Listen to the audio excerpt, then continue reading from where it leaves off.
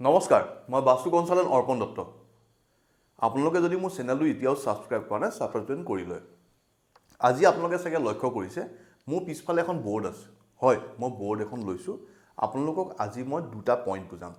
সেইটো হ'ল আমাৰ ঘৰৰ ছেপ্টিক টেংক আৰু পানী বৰিং আৰু আণ্ডাৰগ্ৰাউণ্ড পানী ফিল্টাৰ আৰু আপোনাৰ অভাৰগ্ৰাউণ্ড পানী ফিল্টাৰ কেনেকৈ হ'ব লাগে। প্ৰথম কথা আহিলোঁ, আমাৰ ঘৰত ছেপ্টিক টেংক, চবৰে এটা মনত কনফিউজন থাকে, আমি ছেপ্টিক টেংকটো ক'ত বনালে ভাল হয়। এতিয়া আপোনালোকে এই ড্ৰয়িংখন মন কৰক। এই ড্ৰয়িংখনৰ যিটো আমি আঁকিলোঁ চাৰিসীমা, এইখন আপোনালোকৰ বাউণ্ডেৰী, আপোনালোকৰ বাৰীখন বুলি ভাবি লওক। উত্তৰ দিশ এইটো, পূব, দক্ষিণ, পশ্চিম।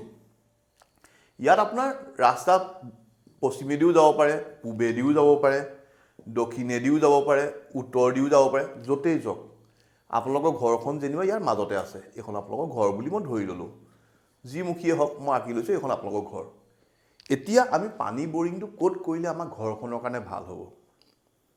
সেইটো হ'ল এই উত্তৰৰ মাজৰ পৰা আহি পেলাই এই পূবলৈকে, এই যিটো দিশ উত্তৰ পূব আহি পূবলৈকে, এই দিশত কোনো কনফিউজন নাই। মোক বহুতে ফোন কৰে, কিমান ফুট আঁতৰত দিওঁ, কিমান ফুট হেৰি কৰোঁ। আপোনালোকে একোৱেই চিন্তা নকৰিব। যদি পানী বৰিং কৰিম বুলি ভাবিছে, কাৰণ এতিয়া বহাগত বহুতে ঘৰ আৰম্ভ কৰিব বা চবেই পানী বৰিং এটা কৰোঁ বুলি যদি ভাবে, আপোনালোকে কোনো কনফিউজ নহ'ব, কাকো ফোন কৰিবলৈও দৰকাৰ নাই। আপোনালোকে চিম্পলি উত্তৰৰ মাজৰ পৰা এই গোটেই দিশটোত পূবলৈকে য'তেই মন যায় আপোনালোকে পানী বৰিং কৰিব পাৰিব। লগতে আমাৰ এইফালে পানী বৰিং কৰাৰ লগে লগে যিটো পানী মাটিৰ তলৰ পৰা ওলায়, বহুত আইৰণ হয়। সেইকাৰণে আমাক এটা ফিল্টাৰ খুব জৰুৰী, বালি ফিল্টাৰ। কিন্তু মই বহুতৰ ঘৰত দেখোঁ, উত্তৰ পূব দিশত পানী বৰিংটো কৰাৰ পিছত ফিল্টাৰটো আমাৰ উত্তৰ পূবত বনাই দিয়ে। যিটো ফিল্টাৰৰ পানী আমাৰ মাটি খান্দি যদি আণ্ডাৰগ্ৰাউণ্ড টেংকি বনাওঁ, তেতিয়া আমি উত্তৰ পূবত কৰিব পাৰিম।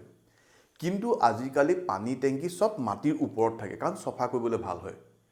যদি আমি অভাৰগ্ৰাউণ্ড পানীৰ টেংকি, তাৰ ওপৰত বালি ফিল্টাৰ থাকে, তেতিয়া সেই বস্তুটো কিন্তু আমি ইয়াত বনাব নালাগে। আমি পানী বৰিং য'তেই কৰোঁ, সেই ফিল্টাৰটো উত্তৰ পশ্চিমৰ ফালে বনাব লাগে ফিল্টাৰ। তাৰপৰা ইয়াৰ পৰা আপোনালোকে ওপৰলৈ ঘৰলৈ পানী আনিব পাৰিব। ভুলতো এই দিশত ফিল্টাৰ নবনাব। এতিয়া আহি গ'ল আপোনালোকৰ ছেপ্টিক টেংক। চবৰ এটা কনফিউজন থাকে যে মই ছেপ্টিক টেংকটো মই ক'ত বনাওঁ। প্ৰথম কথা, ছেপ্টিক টেংকটো উলিয়াবলৈ হ'লে আমি নিজে প্লটলৈ গৈ জোখমাকৈ উলিয়াই লওঁ। কিন্তু সেইটো কথা নহয় যে আপোনালোকে সদায় এজন মানুহক মাতিব লাগিব বা মোকে মাতিব লাগিব। সেইটো নমতাকৈ আপোনালোকে চিম্পলি এটা ছেপ্টিক টেংক কেনেকৈ বনাব পাৰিব, কোনো এজন বাস্তু কনচাল্টেণ্ট নমতাকৈ আপোনালোকৰ নিজৰ মতে সঠিক জেগাত। সেইটো হ'ল এইটো পশ্চিম আৰু এইটো উত্তৰ পশ্চিম দিশত। এই দিশটোত আমি ছেপ্টিক টেংক বনাব পাৰোঁ য'তেই মন যায়। আপোনালোকে কোনো চিন্তা কৰিব নালাগে, নিশ্চিন্ত মনে আপোনালোকে ছেপ্টিক টেংকটো উত্তৰ পশ্চিমত বনাব পাৰে। লগতে আপোনালোকৰ যদি পশ্চিমেদি ৰাস্তা গৈছে, পশ্চিমমুখী ঘৰ, তেতিয়া আপোনালোকৰ ঘৰৰ মুখতে ছেপ্টিক টেংক বনাবলৈ অসুবিধা হ'ব। যদি আপোনালোকৰ উত্তৰমুখী ঘৰ, তেতিয়া ঘৰৰ গেটৰ মুখতে ছেপ্টিক টেংকটো বনাবলৈ আপোনালোকৰ অসুবিধা হ'ব। কিন্তু পানী বৰিং আৰু ফিল্টাৰটো আমি ঘৰৰ মুখত ৰাখিব পাৰোঁ, কাৰণ সেইটো এটা ভাল বস্তু। এতিয়া আপোনালোকে কনফিউজন হ'ব যে পশ্চিমমুখী ঘৰ, মই উত্তৰমুখী ঘৰ, মই ছেপ্টিক টেংকটো ক'ত বনাওঁ। মই আপোনালোকক এটা ইজি উপায় দিছোঁ। সেইটো হ'ল এইটো পূব আৰু এইটো দক্ষিণ পূব। দক্ষিণ পূবত নবনাব, পূবত নবনাব। পূব আৰু দক্ষিণ পূবৰ মাজৰ যিটো অংশ, ইয়াত আপোনালোকে এটা ছেপ্টিক টেংক বনাব পাৰিব। যদি আপোনালোকৰ পশ্চিমমুখী ঘৰ হওক, উত্তৰমুখী ঘৰ হওক, তেতিয়া আপুনি ইয়াত বনাব পাৰিব। দক্ষিণমুখী ঘৰ হ'লেও ইয়াত বনাব পাৰিব। দক্ষিণমুখী ঘৰ হ'লে আপোনালোকৰ পিছফালে ইয়াত বনাবলৈ বেছি সুবিধা হ'ব। লগতে পশ্চিমমুখী আৰু উত্তৰমুখী ঘৰ মানুহৰ কাৰণে আপোনালোকৰ এই দিশটো পূবৰ মাজ আৰু দক্ষিণ পূবৰ মাজৰ অংশত, দক্ষিণ পূবত নবনাব, পূবতো নবনাব। আৰু ভুলতো যদি আপোনালোকে ছেপ্টিক টেংক বনায়ে দিলে, একো চিন্তা নকৰিব।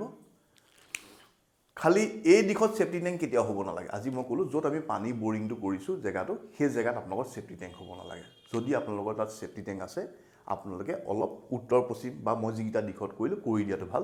নহ'লেও আপোনালোকে যদি এতিয়া ফাইনেন্সিয়েলি প্ৰব্লেম হৈ আছে, আপোনালোকক মই এটা ইজিয়ে উপায় দিছোঁ। সেইটো হ'ল, আপোনালোকে যদি এই দিশত উত্তৰৰ পৰা পূবলৈকে আপোনালোকৰ ছেপ্টিক টেংক বনাই থোৱা আছে, ছেপ্টিক টেংকটোৰ ওপৰত আপোনালোকে চফা চিকুণ কৰি পেলাই মিস্ত্ৰী হতুৱাই ব্লু নীলা কালাৰ কৰিব পাৰে। নীলা ফ্ল'ৰত মৰা কালাৰ কিনিবলৈ পায়। সেইটো এবাৰ কৰি দিয়াৰ লগে লগে 5-6 বছৰলৈকে মাৰিব নালাগে। কিন্তু আপোনালোকে কালাৰটো গৈ 5-6 বছৰ নল'ব। বৰ্তমান যদি আপোনালোকৰ ফাইনেন্সিয়েল প্ৰব্লেম হৈ আছে, আপোনালোকে সেইটো গৈ 1-2 বছৰৰ ভিতৰত আপোনালোকে ৰিটিউট কৰক। সেইটো কৰিলে আপোনাৰ ঘৰখনৰ কাৰণে সুবিধা হ'ব। আজি মই ভিডিঅ'টো বনাই কেনেকুৱা পালোঁ কমেণ্ট কৰিব। ধন্যবাদ।